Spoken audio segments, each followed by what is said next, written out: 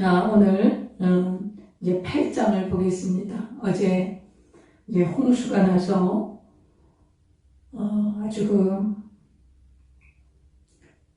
모든 호흡이 있는 모든 것들은 다 이제 심판을 받고 이제 홍수로 인하여서 다 죽습니다. 그리고 노아와 그 8가족과 방주에 탔던 그 육축들, 새들만 남게 됩니다. 하나님의 뜻은 결코 심판을 원하시는 게 아니라는 것을 여러분 기억하십시오.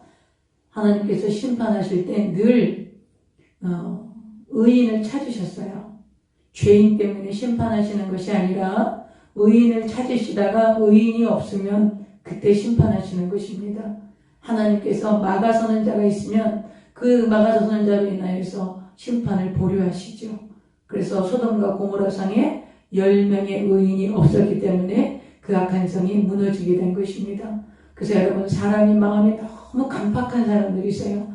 하나님께서 바로의 마음을 강팍하게 하셨죠. 왜 그랬을까요? 애굽을 심판하시기 위해서 그랬던 거지요.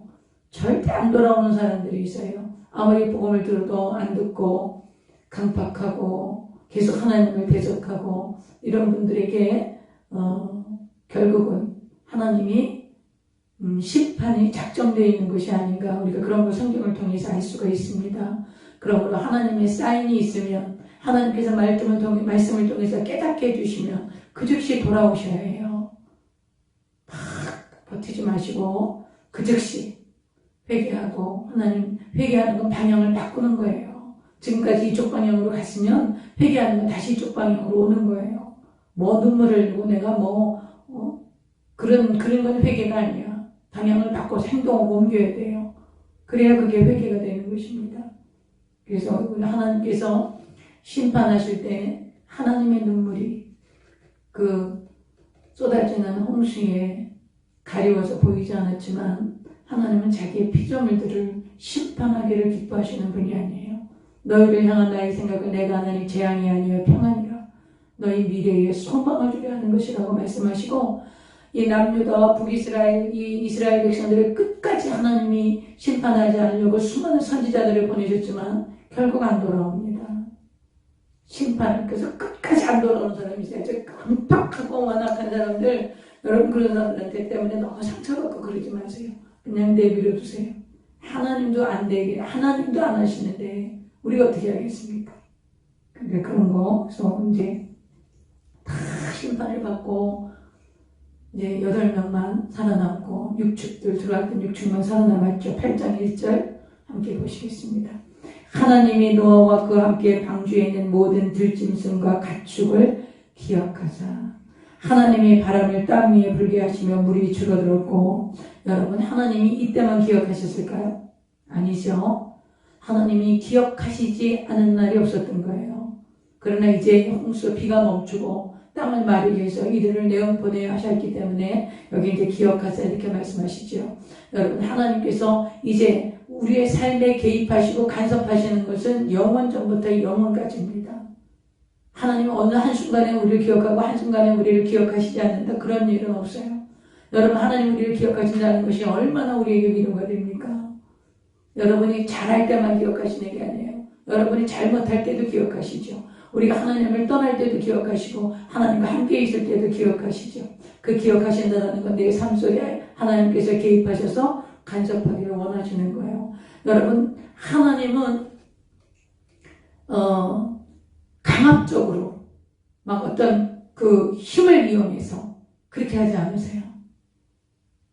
그래서 우리가 성령님을 인정합니다, 환영합니다, 모셔드리고 의지합니다. 그럼 왜 그렇게 하죠? 내가 성령님을 인정하고 환영하고 모셔드리고 인격적으로 내가 모셔드리지 않으면 성령님은 강압적으로 내가 힘이 있으니까 막 나를 조종하고 억압하려고 그렇게 오시지 않아요. 악령은 그렇게 들어오죠. 내가 악령이 들어올 수 있는 길을 열어놔. 그럼 악령은 들어와서 자기 마음대로 하는 거예요. 진짜 도둑질하고 죽이고 명화시키고 억압하고 조종하고, 그래서 결국 그 사람들을 파멸로 이끌어가는 그런 것들을 악령은 하지만 성령님은, 하나님께서는 정말 우리를 존귀하게, 정말 인격적으로, 그래서 내가 결정하고 선택할 수 있도록 그렇게 우리를 존귀하게 대접하신다는 거예요. 그래서 우리에게 절대로 함부로 하지 않으세요. 비인격적으로 하지 않으세요. 내가 인정하고 환영하고 모셔드리고 의지하고 내가 성령님과 동행하기를 소원하고 성령님과 함께하기를 원할 때 그때 하나님께서 친히 역사하셔서 그렇게 하시는 것입니다. 그래서 하나님이 기억하셨다는 것은 이때만 기억하신 게 아니라 내가 진짜 노아와 그 육축들을 내가 방주 안에 넣어놨지 아이고 이제 기억나니? 그런 게 아니죠. 그런 게 아니고 하나님은 항상 저와 여러분을 기억하시고 이 세상 우주와의 모든 역사를 다스리시며 하나님의 백성들을 돌보시고 그들로 인하여서 애통하시고 그들이 하나님의 기쁨이 되어져서 주를 기쁘시게 하면 하나님 기뻐하시고 그래서 여러분 시편에 이런 말씀이에요. 야훼를 기뻐하라 그가 내 마음의 소원을 이루어 주시리라. 그런 말씀하시죠. 하나님 안에서 기뻐하라는 거예요. 하나님께서 이제 노아를 기억하셨어요. 그래서 이제 하나님이 바람을 땅 위에 불게 하셨는데 물이 줄어들었고 기쁨의 2절 봅니다. 기쁨의 샘과 하늘의 창문이 닫히고 하늘에서 비가 그쳤다 그래요. 사랑하는 여러분요. 비만 와가지고는 아라랏산이 5,137m랍니다. 어마어마한 겁니다. 근데 그 아라랏산이 덮여서 거기에 물이 그 산이 덮일 정도로 그렇게 물이 참이 나려면 비만 와가지고 되는 게 아니라는 거죠. 비만 와가지고는 비만 오면 그 비가 다 땅으로 스며들고 바다로 가버리는 거예요. 근데 여기 지금 뭐라고 말씀하세요? 기쁨의 샘이 터진 거예요. 하늘의 창문이 열린 거예요. 이거는 그냥 쏟아붓는 거예요. 비가 온 정도가 아니라 그냥 쏟아붓고 하늘의 샘이 막 터지고 이래서 5,000m가 넘는 산들이 다 가려질 정도로 그렇게 물이 창이라게 해서 하나님이 홍수를 심판을 하신 것이죠. 그리고 하늘에서 이제 비도 왔지만 이게 다 그쳤어요. 물이 땅에서 물러가고 점점 물러가서 150일 후에 물이 줄어들기 시작했고요. 7째 달, 곧 그달 11의 날에 방주가 아라랏산에 머무르게 되었습니다. 5절, 물이 점점 줄어들어 10째 달, 곧 그달 초하룻 날에 산들의 봉우리가 보이기 시작했어요. 6절, 40일을 지나서 노아가 그 방주에 있는 창문을 열고 까마귀를 내놓음에 까마귀가 물이 땅에서 마르기까지 날아 왕래하였더라. 여러분, 까마귀는 죽은 동물의 사체나 이런 걸 먹습니다. 그렇기 때문에 그 물 위에 얼마나 많은 그 생물체들의 그런 시체들이 있었겠어요. 이제 그런 거를 이제 이렇게 보고 아마 마르기까지 그 땅에서 날아서 왕래할 수 있었던 것 같아요. 근데 이제 비둘기는 다르죠. 그래서 이제 그래서 날아서 왕래하니까 8절에 그가 또 비둘기를 내놓아 지면에서 물이 줄었는지를 알고자 하매 온 지면에 물이 있으니까 비둘기가 밥을 줄 곳이 없는 거예요. 까마귀는 왜 까마귀는 그런 죽은 사체나 이런 걸 먹을 수 있었기 때문에 그 물 위에 나를 수 있었지만 비둘기는 그렇지 않았다는 거예요. 그래서 비둘기는 밟을 줄 찾지 못하고 다시 방주로 돌아왔죠. 그래서 그가 손을 내밀어 방주 안 자기에게로 받아들이고 또 7일을 또 기다립니다. 10절, 또 7일을 기다려 다시 비둘기를 방주에서 내놓음에 저녁 때에 비둘기가 그에게로 돌아왔는데 그 입에 감람나무새 잎사귀가 있는지라 이에 노아가 땅에 물이 줄는 줄 알았죠. 이제 감람나무가 이제 물 위로 올라오기 시작해서 비둘기가 그 잎사귀를 가져온 것 같아요. 그 다음에 12절, 또 7일을 기다려 비둘기를 내놓음에 다시는 그에게로 돌아오지 않더라. 이제는 비둘기도 나가서 먹을 것을 그러니까 찾을 수 있고 날아다닐 수 있는 공간이 있고 이제 먹을 것을 찾을 수 있기 때문에 다시 돌아오지 않았다는 거죠. 그러면 이제 13절 봅니다. 601년 첫째 달, 곧 그달 초하룻 날에 땅 위에서 물이 거친지라 노아가 방주 뚜껑을 제치고 본즉 지면에서 물이 거쳤더니 둘째 달 21의 날에 땅이 말랐더라. 자, 언제 비가 왔죠? 둘째 달 600세 되던 둘째 달 그달 11의 날이에요. 2월 17일 날이에요. 그런데 그 다음에 둘째 달 21의 날이 땅이 마른 거예요. 여러분, 이 사람들 그 유대인들의 이 달력을 한 달을 28일로 잡습니다. 우리나라 음력도 그렇죠. 그러니까 음력으로 한 달을 28일로 잡기 때문에 여기 지금 2월 27일은 1월 17일하고 2월 17일에 방주문을 닫고 홍수가 시작됐는데 2월 27일이라는 것은 태음력 28일로 잡으면 매월 28일로 잡으면 딱 1년이 되는 것입니다. 1년 동안 배 안에 있었던 거예요. 그리고 홍수가 이제 났던 거죠. 이제 1년 만에 이제 땅이 말랐습니다. 말라서 15절. 하나님이 노아에게 말씀하여 이르시되 너는 내 아내와 내 아들들과 내 며느리들과 함께 방주에서 나오고 너와 함께한 모든 혈육 있는 생물 곧 새와 가축과 땅에 기는 모든 것을 다 이끌어내라. 이것들이 땅에서 생육하고 땅에서 번성하리라 하시매 노아가 그 아들들과 그의 아내와 그 며느리들과 함께 나왔고 땅 위의 동물 곧 모든 짐승과 모든 기는 것과 모든 새도 그 종류대로 방주에서 나왔더라. 여러분 1년 만에 그 물이 찬일해서 그 밖에 수많은 인류가 죽어가면서 얼마나 살려달라고 그 방주에 매달렸겠어요. 그리고 아비규환을 이루는 그 심판의 현장은 하나님이 더 보지 못하게 만들었어. 노아가 그 방주에 창이 미루났었죠. 그래서 보지 못하게 만들고 그 엄청난 풍파와 창수가 일어나는 것을 이 노아가 보지 못하도록 하나님이 그 방주 안에 온전히 이 노아를 보호하셨던 거지요. 그 방주 안에서 무슨 일이 벌어졌을까요? 온갖 동물들, 가축들, 또 새들, 거기 오염, 이런 오물 같은 거, 이런 거 있어도 치울 수가 없었겠죠. 그 안에서 어떻게 다 해결을 했어야 됐을 거예요. 그러니 냄새도 많이 났을 거고, 그 동물들끼리 서로 이렇게 문제도 많이 있었을 거고, 하여튼 여러 가지 정황들이 그랬을 것 같아요. 여러분, 이 방주를 우리가 교회로 한번 생각해 봐요. 우리가 이제 이 구원의 방주가 우리 교회라고 한번 생각해 봐. 여러분, 교회는 죄인들이 모이는 곳입니다. 교회는 반드시 문제가 많습니다. 우리 교회는 전혀 문제가 없어요. 왜 교회 가면 이렇게 문제가 많아요? 왜 교회 가면 이렇게 이상한 사람들이 많아요? 왜 교회 가면 사람들이 이렇게 맘에 안 들고 이렇게 부적절하고 왜 이런 사람들이 이렇게 많습니까? 왜 그럽니까? 교회는 죄인들이 오는 곳이에요. 교회는 내가 죄인이기 때문에 예수님이 필요하고 내가 죄인이기 때문에 구원이 필요한 사람들이 오는 곳입니다. 그래서 문제가 많아요. 그래서 여러분 문제가 많고 갈등이 많고 여러 가지 어려움이 많습니다. 우리가 말씀을 왜 배웁니까? 하나님께서 이러한 교회를 통해서 이러한 세상을 향해서 저와 여러분을 보내기를 원하세요. 보내기를 원하시는데 뭘 가지고 나가려는 거예요? 하나님 말씀 가지고 나가려는 거예요. 왜 그래요? 하나님의 말씀이 기준이기 때문입니다. 기준이 있어야 모든 것이 정리가 되는 것이지요. 그래서 교회에 정말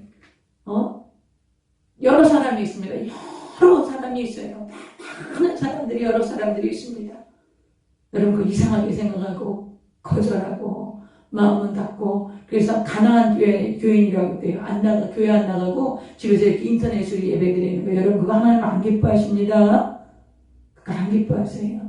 여러분 하나님을 사랑하는 건 사람을 사랑하는 거예요. 사람을 사랑하는 게 하나님을 사랑하는 거예요. 왜 그럴까요?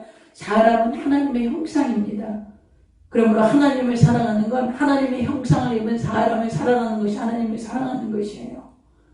그래서 여러분 우리가 함께 용납하고 이해하고 품고가지 않으면 그러면 이게 하나님을 사랑할 수 있는 것이 아닙니다. 그래서 여러분 이제 이 방주에서 이제 이들이 나오게 됐어요. 나와서 그 세상을 홍수를 심판하신 그 세상을 바라보면서 이들이 무슨 생각을 했을까요? 여러분 같은 무슨 생각을 하셨겠어요? 방주에서 그 엄청난 폭파가 일고 창수가 일어서 온 세상의 지형이 막 바뀔 정도로 그런 무시무시한 일들이 벌어졌는데 이 사람들은 몰랐거든요. 그리고 이제 100일 만에 1년 만에 나왔어요. 나와서 이들이 본 세상을 보면서 이들은 무슨 생각을 했을까요? 저는 두 가지를 생각해 봅니다. 첫째로 하나님께서 심판하신다는 거. 그 하나님의 두렵고 하나님의 심판이 반드시 있다는 걸 깨닫고 얼마나 하나님을 경외하고 두려웠겠어요. 그리고 또 하나는 감사했을 것 같아요. 이 모든 것들이 다 심판되었는데 하나님이 이 가족들을 살려주신 것에 대해서 이 가족들을 구원해 주신 것에 대해서 감사했겠죠. 그런 장면이 여기에 나옵니다. 그 다음에 보실까요? 20절. 이 노아가 이제 정말 하나님을 경외하는 두려움과 감사함으로 예배를 드립니다. 20절. 노아가 야훼께 제단을 쌓고 모든 정결한 짐승과 또 모든 정결한 새 중에서 제물을 취하여 번제로 제단에 드렸더니 번제가 뭡니까? 이게 태울 번제예요. 태울 번자. 제물을 태워서 드리는 거예요. 이제 우리가 레위기 배울 때 제사법이 쭉 나와요. 번제는 불에 태워서 드리는 거야. 전제라고 이제 전제는 포도주나 기름을 제물에다 부어. 그래서 그것을 제물 제사 드리는 방식이에요. 그것을 전제라고 그래요. 요제는 뭐예요? 제물을 이렇게 흔들어서 드리는 게 요제예요. 그래서 여러분 그래서 번제로 제물을 태워서 이 당시에 아직 그 율법에서 말씀하시는 이런 번제 같은 게 없었단 말이에요. 노아의 시대 때. 근데 노아는 제물을 하나님 앞에 드렸어요. 여러분, 예배는 반드시 제물이 있어야 합니다. 여러분 자신이 산 제물이 되셔서 하나님을 예배하는 그런 예배자가 되시기를 바랍니다. 그 예배 소홀히 하시면 안 돼요. 예배 제가 이번에 온라인으로 예배 드릴 때 제일 걱정하는 것이 우리 성도들이 온라인으로 가정에서 예배하는데 과연 얼마나 예배를 잘 드릴까? 나는 90% 이상은 엉터리로 드렸을 거라고 생각해. 그 중에서 정말 신령과 진정으로 하나님을 예배하는 그런 하나님의 사람들이 있었을 거예요. 그러나 대부분의 성도들은 가정에서 예배 드리는 게 그렇게 경건하게 드려졌을까? 제가 그런 생각도 많이 했습니다. 여러분, 예배가 얼마나 중요한지 몰라요. 하나님 앞에 여러분 거룩한 산제물로 예배자가 되시기를 바랍니다. 21절요. 노아가 번제를 드렸어요. 제물을 태워서 번제를 드렸더니 21절 야훼께서 그 향기를 받으시고 그 중심에 이르시되 내가 다시는 사람으로 말미암아 땅을 저주하지 아니하리니 이는 사람의 마음이 계획하는 바가 어려서부터 악하니라. 이제 하나님께서 내가 이렇게 심판했는데 그렇다고 이 사람들이 변화돼서 정말 하나님을 경외하고 하나님 말씀대로 순종하며 사냐? 그렇지 않다는 거예요. 어렸을 때부터 또 악해 이 사람들. 여러분 노아의 홍수에 이렇게 엄청난 홍수의 심판을 보고도 노아는 또 술 취하고 자기 손주를 저주하는 이런 일들을 또 합니다. 그 손주는 와서 할아버지한테 못된 짓 하고. 여러분 우리가 이렇게 죄인이라는 거, 이렇게 그 아주 악질이라는 것을 아셔야 돼요. 그래서 날마다 주님의 대속의 은혜에 감사하셔야 됩니다. 하나님이 아시는 거예요. 우리가 그렇게 죄덩어리라는 걸 아시는 거예요. 어렸을 때부터 누가 가르쳐주지도 않았는데 어린아이들이 자기 것만 알고 거짓말하고 그럽니다. 누가 가르쳐줍니까 그거를? 근데 어려서부터 계획하는 바가 악하고 내가 전에 행한 것 같이 모든 생물을 다시는 멸하지 않을 것이다. 다시는 멸하지 않는다는 것은 이제 마지막 심판 때까지 보유하신다는 거예요. 이제 이렇게 물로 심판하시지 않겠다는 거예요. 땅이 있을 동안에는 심음과 거둠과 추위와 더위와 여름과 겨울과 낮과 밤이 쉬지 아니하리라. 그래서 하나님의 은혜가 왜 어떤 은혜가 노아의 홍수로 하나님 모든 것을 심판하셨지만 이제 이 심판을 마지막 최후의 심판 백구가 심판에서 생명책에 기록된 자는 영원한 사람과 새 땅으로 들어가고 생명책에 기록 모든 창세 이래로 그때까지 모든 살아있던 사람들이 다 부활합니다. 다 부활해서 하나님께서 흰 보좌, 백보좌 위에 앉으시고 그리고 거기에서 천사가 생명책에 기록된 자 모든 사람이 부활해서 생명책에 기록된 자는 영원한 새하늘과 새 땅으로 들어가고 생명책에 기록되지 않은 자는 마귀 사탄과 함께 영원한 불못으로 들어가는 그런 마지막 심판이 있을 때까지 하나님이 이제는 심고 거두고 밤과 낮과 추위와 이 더위가 계속 있을 것이다. 내가 너희들을 이렇게 물로 심판하지 않을 것이다. 이렇게 하나님께서 여러분 지금 우리는 은혜의 시대를 살고 있는 거예요. 마지막 최후의 심판이 올 때까지 우리는 하나님의 심판이 보류된 가운데 그 은혜의 시대를 살면서 복음을 듣고 예수 그리스도를 구주로 영접하고 하나님의 자녀가 되는 이런 놀라우신 은혜의 시대에 우리가 지금 살고 있는 더더욱이 저와 여러분이 정말 몸되신 교회를 우리가 섬기고 또 하나님의 말씀을 배워서 이 말씀을 또 다른 성도들에게 가르치고 그래서 그리스도의 길로 인도하고 하나님의 말씀대로 순종하며 가도록 우리가 그런 그 인도자가 되는 것에 대해서 얼마나 감사합니까? 여러분 이런 것은 세상 사람들은 절대 모릅니다. 그렇기 때문에 오히려 우리를 어리석다고 할 수도 있어요. 그러나 사랑하는 여러분, 저와 여러분이 복받은 자인 것입니다. 할렐루야. 자, 그 다음에 이제 9장 보시겠습니다. 9장 여러분 이 홍수는 모든 것을 심판하신 후에 하나님이 재창조하시는 것을 보여주세요. 이제 한 첫 번째 창조 때는 무에서 유를 창조하셨죠. 근데 이제 이 9장에서 노아의 홍수 이후에는 하나님이 그 노아의 그 세 아들과 그 8가족을 통해서 하나님이 다시 새로운 창조의 축복을 주십니다. 그래서 이 홍수는 심판이었지만 하나님의 새로운 창조를 또 말씀하시는 것이기도 합니다. 9장 1절 보겠습니다. 하나님이 노아와 그 아들들에게 복을 주시며 그들에게 이르시되 생육하고 번성하여 땅에 충만하라. 자, 창세기 1장에 나왔던 말씀이죠. 생육하고 번성하여 땅에 충만하라. 여러분, 땅에 충만하게 편만하게 흩어지는 게 하나님의 뜻입니다. 그래서 막 그 모여서 살고 성을 쌓고 정착하고 문명을 발달시키면서 하나님을 대적하는 거예요. 그래서 온 세상이 흩어지는 것이 하나님의 뜻이에요. 그래서 저는 개인적으로 저희 자녀들 또 우리 교회 젊은 지체들 다 이렇게 좀 흩어져서 전 세계에 흩어져서 좀 살면 좋겠어요. 그러니까 우리 대한민국 사람들이 뭐 어디 가나 있다고 하더라고요. 어딜 가나 대한민국 사람이 다 있대요. 저 아라라산에가도 있다고 그러더라고요. 그래서 하여튼 하나님께서는 생육하고 번성해서 땅에 충만하길 원하시는 거예요. 그러므로 여러분, 자녀들 많이 낳는 거 이거 계속 권면하셔야 되고 결혼 꼭 하도록 하셔야 돼요. 결혼해서 사는 아이들이 말이 많아요. 뭐 어떻게 키우냐, 부모님이 책임져 줄 거냐, 살기 힘든데 어쩌고저쩌고 막 이래요. 여러 가지 이유가 있어요. 그러나 성경은 그렇게 말하고 있잖아요. 우리가 성경 말씀대로 하면 누가 책임져줘요? 하나님이 책임져줘요. 내 마음대로 하면 누가 책임져야 돼요? 내가 책임져야 돼요. 하나님 말씀대로 순종하면 하나님이 결혼도 하고 자녀도 낳으면 여러 가정이 있겠지요. 수많은 일들을 겪겠지. 그러나 여러분, 인생이 날마다 햇빛만 쬐이면 사막이 돼서 못 쓰는 땅이 되고 맙니다. 비도 오고 바람도 불고 눈보라도 치고 정말 캄캄한 어둠의 길을 지나가기도 하고 이러면서 인생의 씨줄과 줄들이 이렇게 엮여서 우리 인생에 가장 아름다운 무늬를 놓게 되는 것입니다. 그러므로 여러분, 그러나 우리가 낙심하지 않죠. 어떤 환경에 우리가 낙심하지 않는 것은 바로 그런 하나님의 아름다운 계획이 있기 때문에 우리가 삶의 여러 가지 문제에서 좀 낙심하지 않는 것입니다. 저는 여러분들 중에도 많은 어려움을 겪는 분들이 있을지 몰라요. 그러나 씨줄과 날줄이 서로 엮여서 아름다운 무늬를 만들어내는 것처럼 우리 인생의 고난과 역경과 때로는 슬픔과 기쁨이 서로 엮여서 그것들이 아름다운 무늬를 내서 그것이 하나님의 거룩한 영광을 나타내게 될 것입니다.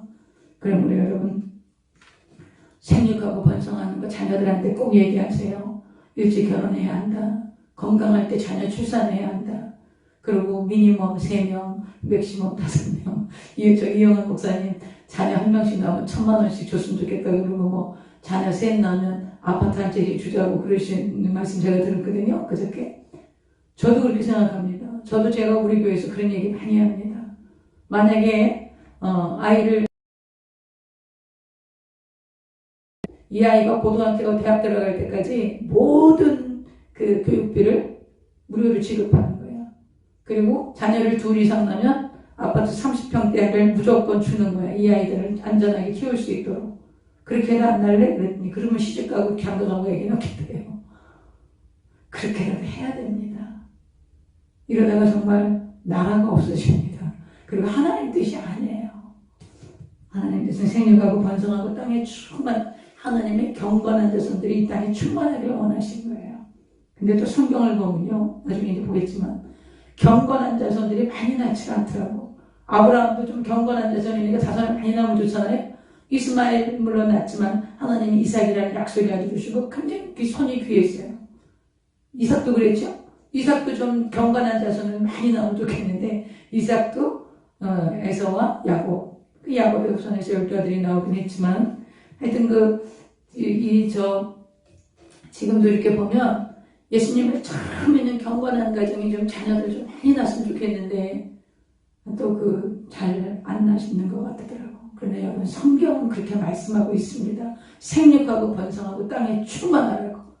그래서 여러분 이 말씀대로 하기를 결단하면 하나님이 자녀를 출산하게 해주시고 또 이 출산한 자녀들 하나님이 안전하게 키울 수 있도록 도와주시고 그리고 하나님이 책임져 주시는 것입니다.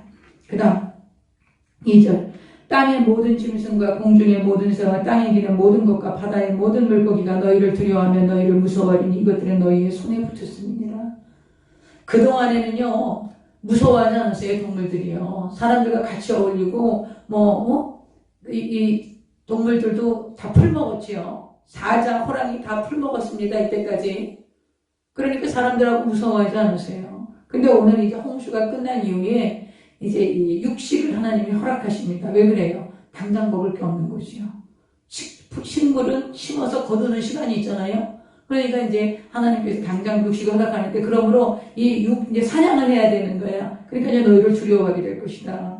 왜냐하면 너 그 가축들, 동물들 내가 너희 손에 붙였기 때문에. 그래서 그때부터 이제 동물들이 사람을 피하게 되고 잡혀먹힐까봐 그렇게 된 거죠. 오늘 그 말씀하시는 겁니다. 2절 다시 볼까요? 땅의 모든 짐승과 공중의 모든 새와 땅에 기는 모든 것과 바다의 모든 물고기가 너희를 두려워하며. 왜 그래요? 잡혀먹힐까봐 그래요. 너희를 무서워하느니 이것들은 너희의 손에 붙였습니다. 하나님께서 3절 모든 산동물은 너희의 먹을 것이 될지라 채소같이 내가 이것을 다 너희에게 주노라. 뭐같이요? 채소같이. 지금 이 홍수 이전에는 동물들도 다 뭐를 먹었어요? 풀을 먹었어요. 채소 먹었어요. 풀을 식물로 주셨지요. 그렇게 말씀하신 거예요. 그러나 이제 육식을 허용하셨는데 4절 보세요. 그러나 고기를 그 생명되는 피자 먹지 말아라. 생명이 피에 있어요. 그 생명이 되는 피자 먹지 말라는 거예요. 내가 반드시 너희의 피고 너희의 생명의 피를 찾으리니 짐승이면 그 짐승에게서 사람이나 사람의 형제면 그에게서 그의 생명을 찾으리라. 다른 사람의 피를 흘리면 그 사람의 피도 흘릴 것이니 이는 하나님이 자기 형상대로 사람을 지으셨습니다. 여러분 억울하게 사람을 죽이거나 또 학살하거나 대량 학살하고 막 이런 그런 일들 히틀러도 600만 유대인을 학살했다 그래요. 그리고 그 스탈린이 얼마나 많은 6천만 명을 죽였다 그러더라고요. 모택동도 어마어마한 그 사람들을 죽였는데 여러분 북한에서도 1958년도에 북한의 사람들이 기독교인들이 남한으로 많이 내려왔습니다. 6.25 때 또 그 이전에 기독교 평양에 동양의 예루살렘이라고 하는 이 평양에 계시던 분들이 많은 분들이 남한으로 내려왔어요. 이제 북한에서 신앙생활 못한다고 내려왔어요. 근데 이제 북한에 남아있던 분들은 어떤 분들이냐? 아이고 그렇게 하겠어. 우리가 잘 협조하고 그러면 우리 예수 믿는 우리가 무슨 죄가 있다고 우리를 괴롭히겠어. 그 우리는 뭐 예배드리고 이러는 거니까 우리한테 그렇게 해코지하진 않을 거야. 그리고 그렇게 공산당 그 김일성 공산당을 지지했던 분들 거기 남아 있었어요. 그리고 나머지 아니야. 여기서는 우리가 신앙생활을 할 수 없어. 공산주의자들은 절대 우리를 가만두지 않을 거야. 그리고 내려오신 분들은 영락교회를 세우고 또 이제 여러 교회를 세우신 것이지요. 그래서 지금 거기 남아있던 분들요. 1958년도에 김일성이 모든 교회의 문을 닫습니다. 그리고 교회를 다 무너뜨리고 거기에다가 자기들 동상을 세우는 거예요. 제가 말씀드렸죠? 금수산 성전이 있는 금수산 궁전이 있는 그곳이 그 평양의 그 장대현 교회 자리라고요. 그 교회를 무너뜨리고 거기다가 금수산 성전을 짓고 어마어마한 동상을 세우는 거지요. 그리고 집사이상은 다 숙청했습니다. 집사이상은 다 죽였습니다. 기독교 예수 종교는 절대로 변하지 않는다. 그러니까 이 사람들 다 죽여버려야 된다고 다 죽였습니다. 그리고 평신도들 당신들은 예수를 믿겠어 안 믿겠어? 안 믿는다 그러면 너네들은 교화소에 가서 변화돼갖고 오면 수령동지를 믿는다 그러면 그때부터 살려주마. 그래서 많은 성도들이 이제 신앙을 포기하고 교화소에 가서 각서를 쓰고 이제 김일성 수령 아바이를 섬기겠다고 이렇게 하고선 이제 나온 거죠. 모든 집사 이상의 모든 목사 장로 권사는 다 총살당한 겁니다. 여러분. 오늘 이 하나님이요. 하나님 말씀에 다른 사람의 피를 흘리면 그 사람의 피도 흘릴 것이라고 얘기하세요. 왜 그래요? 왜 사람의 피를 흘리면 그 사람도 그 피를 흘릴까요? 왜 그럴까요? 사람은 누구의 형상이에요? 하나님의 형상이에요. 왜 김일성, 김정일 동상 앞에 가서 절합니까? 그 돌로 세우는 거예요. 그 동상 앞에 가서 왜 절해요? 그게 김일성의 형상, 김정일의 형상이라고 생각하는 거예요. 그래서 거기 가서 절하는 게 김일성, 김정일을 섬긴다고 생각하는 거예요. 저와 여러분이 누구의 형상이에요? 하나님의 형상이에요. 근데 이 하나님의 형상을 학대하고 죽이고 막 피를 흘려서 억울한 죽음을 당하게 하는 거예요. 그럼 누굴 죽이는 거예요? 하나님을 죽이는 거야.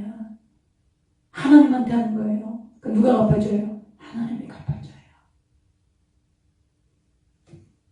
이게 굉장히 무시무시한 얘기입니다. 왜냐하면 지금요, 사람 죽이는 것을, 사람을 학대하는 것을 무슨 장난삼아 파리새끼 죽이는 것처럼 이렇게 해.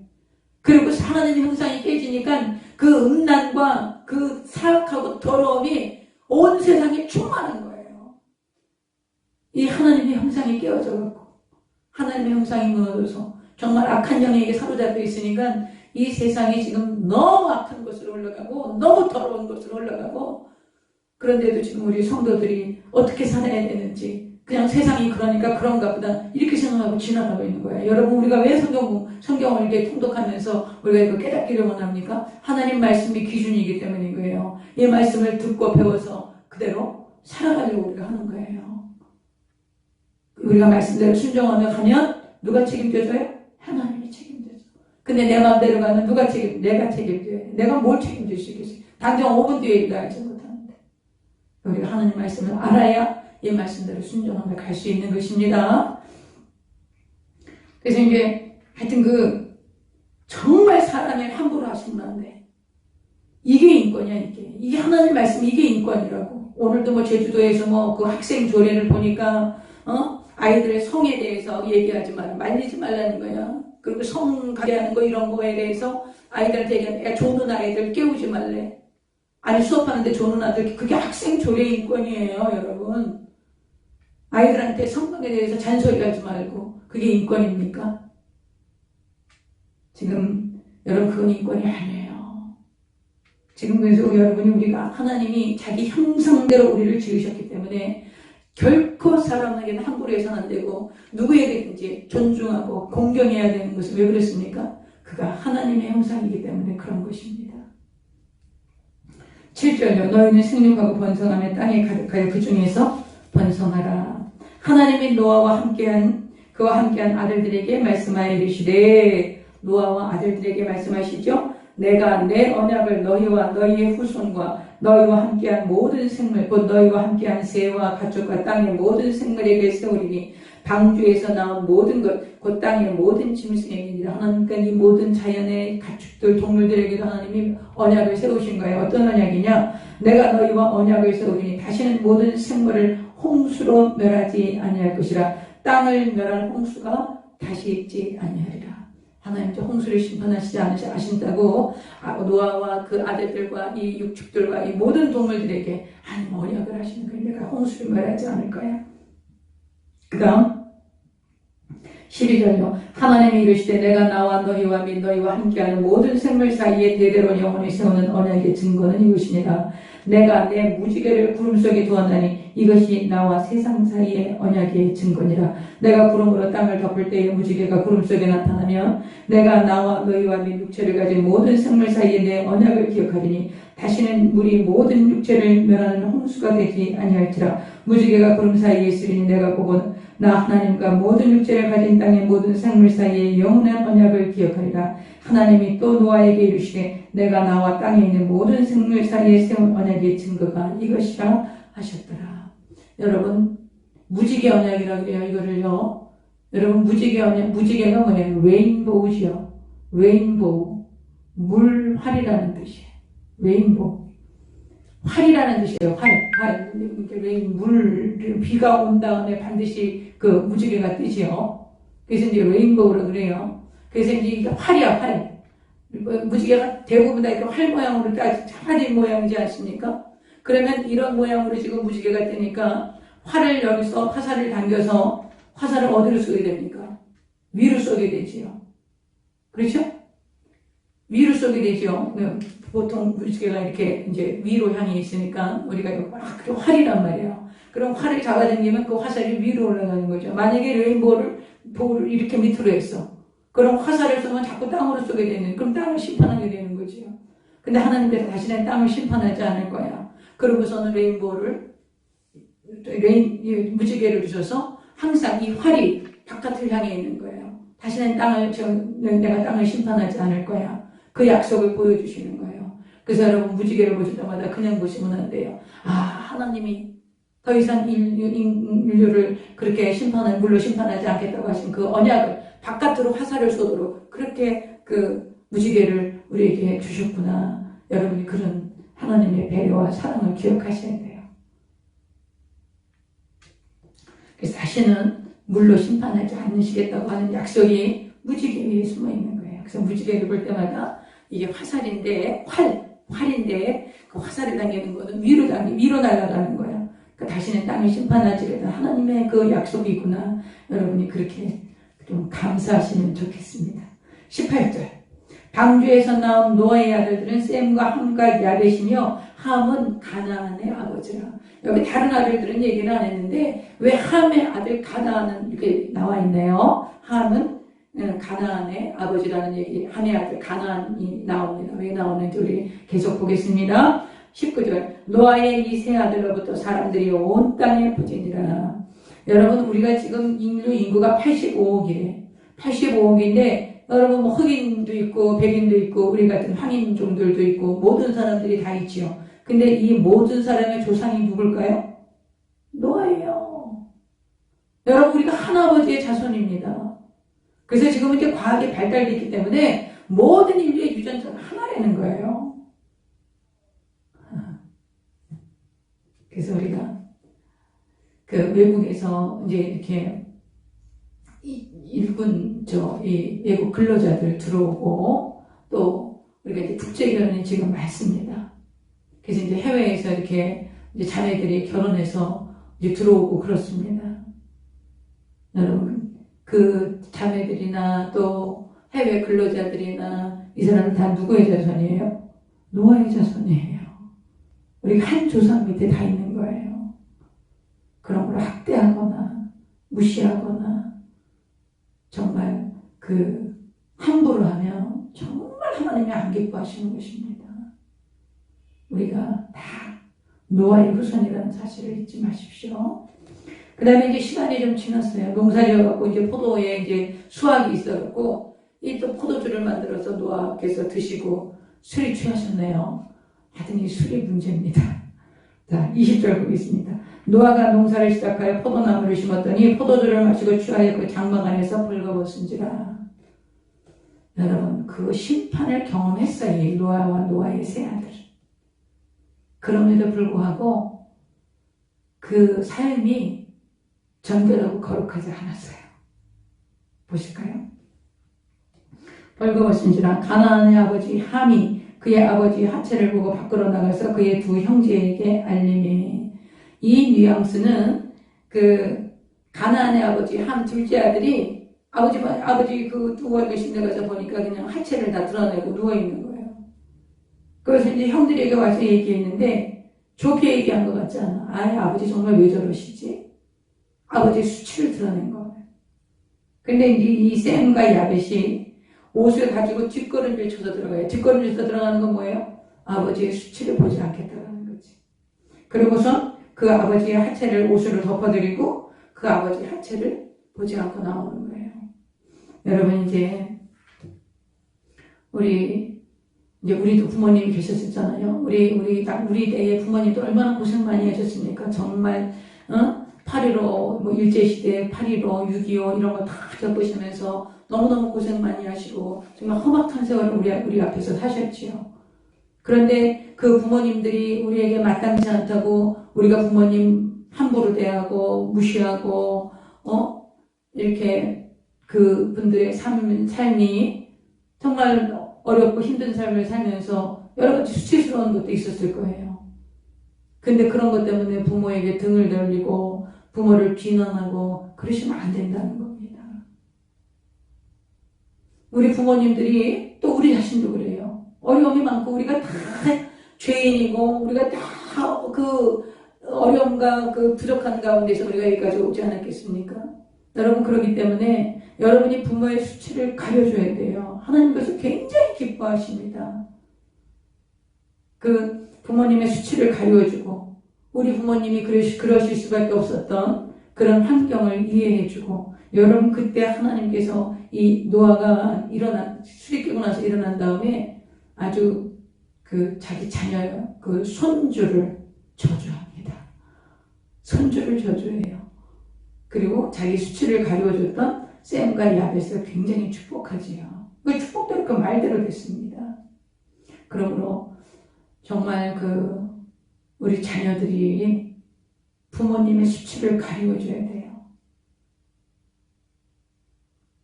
오죽하면 그렇게 살았겠는가. 정말 잘 살고 싶고 정말 건강하게 살고 싶고 정말 누가 보더라도 모범적인 삶을 살고 싶었지만 그렇게 못한 연약함들이 다 누구에게 있든지 있단 말이죠. 그런 연약함을 볼 때 여러분과 제가 저는 뭐 부모님들 다 소천하셨지만 부모님의 수치를 가려주고 불쌍히 여기고 그리고 여기까지 낳아주시고 키워주신 거에 대해서 여러분이 감사하면 하나님은 어떤 복을 주세요? 땅에서 잘 되고 장수하는 복을 주셨잖아요. 하나님께서 오죽하면 그걸 약속한 다른 건 그런 약속 안 하셨죠? 다른 교회는 그런 약속 안 하셨어요. 근데 부모님 공경하거라. 그럼 네가 땅에서 잘 되고 장수할 거라고. 제가 그 10계명, 그 5계명을 보면 하나님이 얼마나 우리가 부모님에게 불순종하고 부모님께 함부로 하고 부모님을 기쁘시게 하지 못하면 이렇게까지 말씀을 하실까. 제가 그런 생각이 많이 듭니다. 그래서 여러분 우리도 자녀들에게 이 얘기를 해주세요. 우리가 부족하고 연약해서 많이 넘어지고 우리 자녀들은 가르친 대로 살지 않고 본대로 산답니다. 본이 안 된 것도 많이 있지 않겠습니까? 그랬을 때 우리 자녀들이 비난하고 원망하고 그럴 수도 있어요.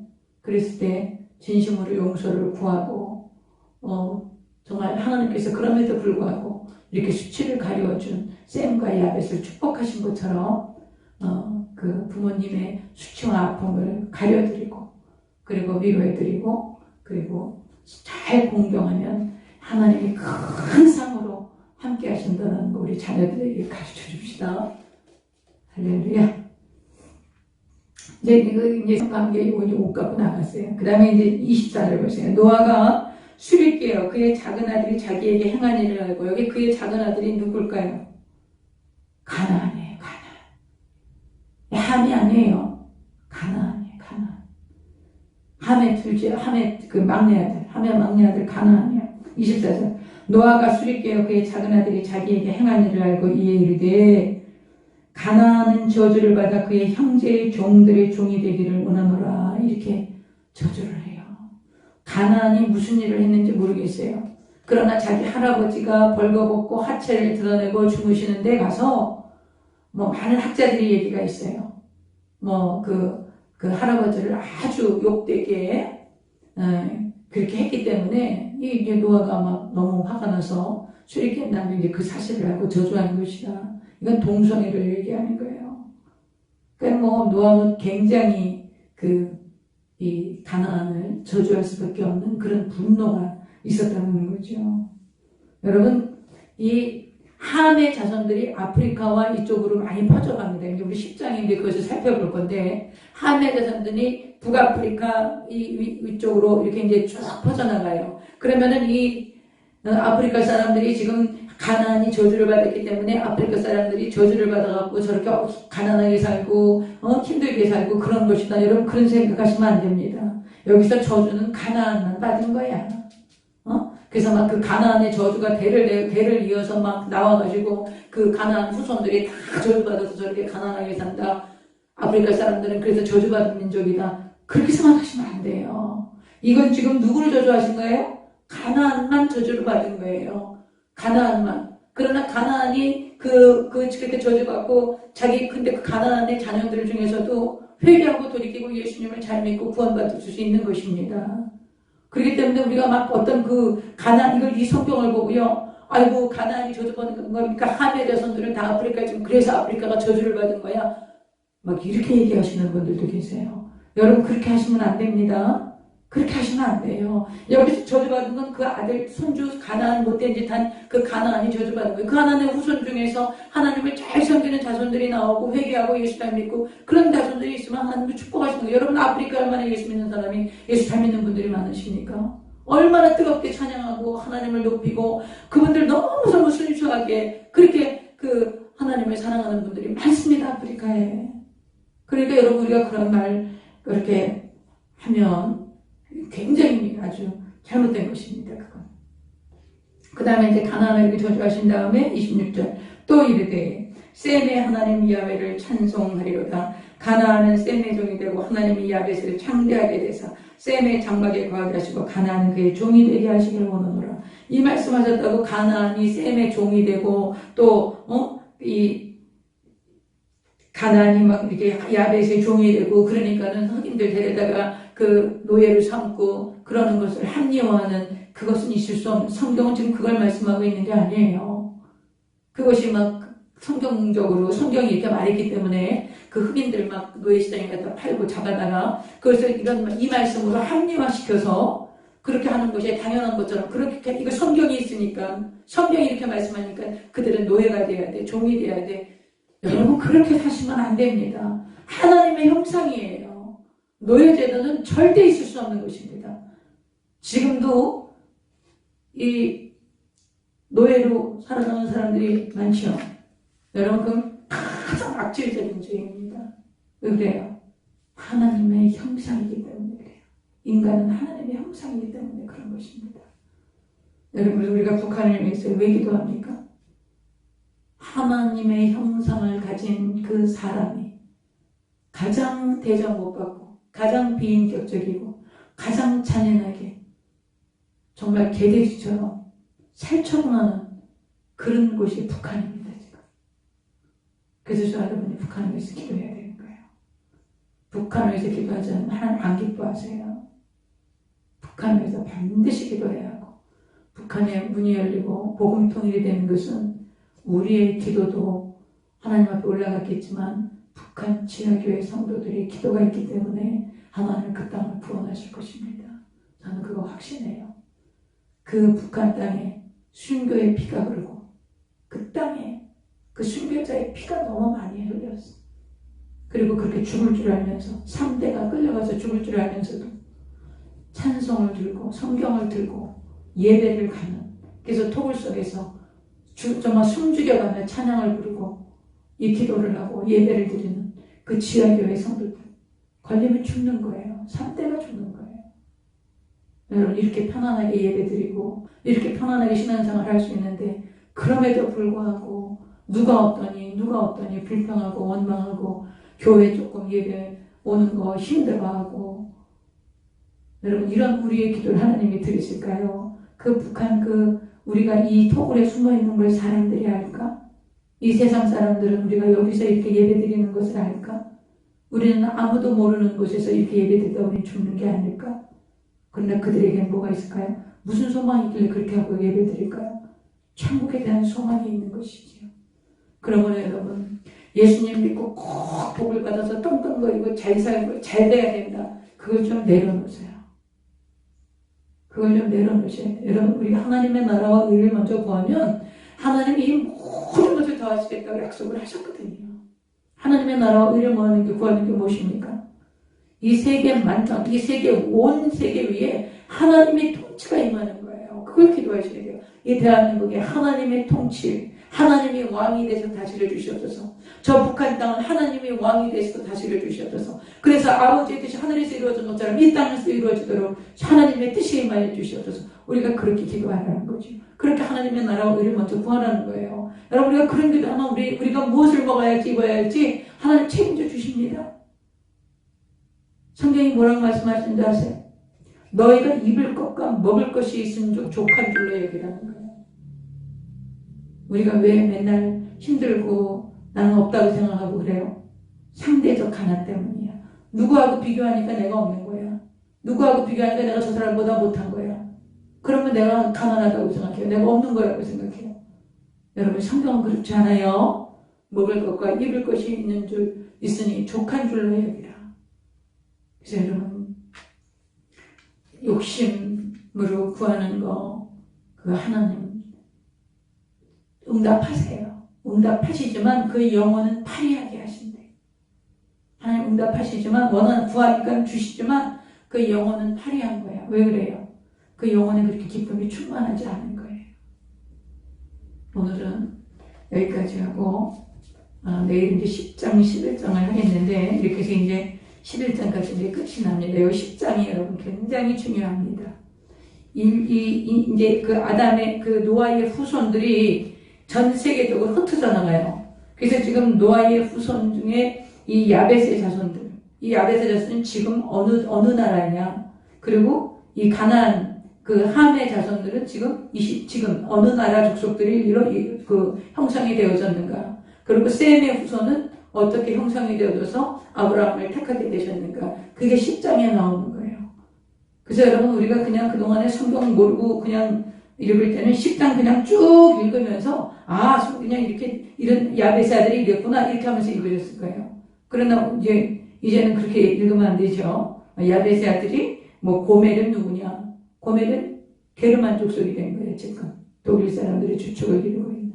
그러니까 이제 이런 것들을 우리가 10장 쭉 살피면서 어떻게 하나님께서 그 노아의 세 아들을 통해서 온 세계에 이 족속들을 흩으셨고 아브라함이 오실 계보는 셈의 후손 중에서 어떻게 누구를 통해서 오실 수 있었나. 그리고 11장에 보면 이제 사람이 많아지죠. 사람이 많아지니까 홍수에 대한 상처가 있어. 트라우마가 있어.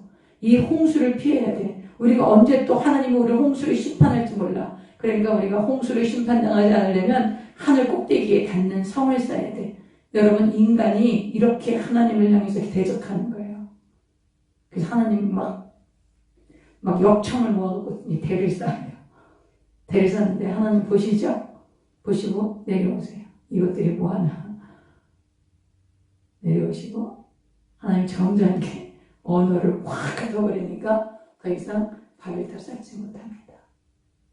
그런 얘기가 12절에 나오고요. 그리고 이제 거기에서 셈족, 노아의 장자 셈에서 그 아브라함이 어떻게 하나님께 부르심을 받아서 강을 건너와서 히브리인의 조상이 되는지, 그래서 이제 아브라함의 이야기가 드디어 시작됩니다.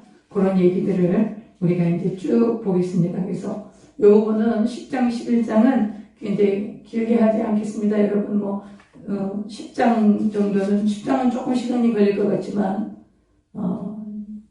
10장하고 11장하고 이제 내일까지 11장을 하고 이제 모레 내일이 수요일이죠. 모레 목요일부터는 본격적으로 아브라함의 이야기를 시작해서 이제부터는 속도를 내셔서 우리가 연말까지는 계시록을 해야 되기 때문에 계시록까지 마쳐야 되기 때문에 여러분 차분차분하게 성경 잘 읽으시고 성경 읽으실 때마다 하나님 아버지의 마음을 알아가시고 하나님께서 이렇게 하셨구나. 그리고 여러분이 그 말씀 위에 굳건하게 서셔서 하나님의 뜻을 이루어드리는 착하고 충성된 그런 증인들이 되시기를 주님의 이름으로 축원을 드립니다.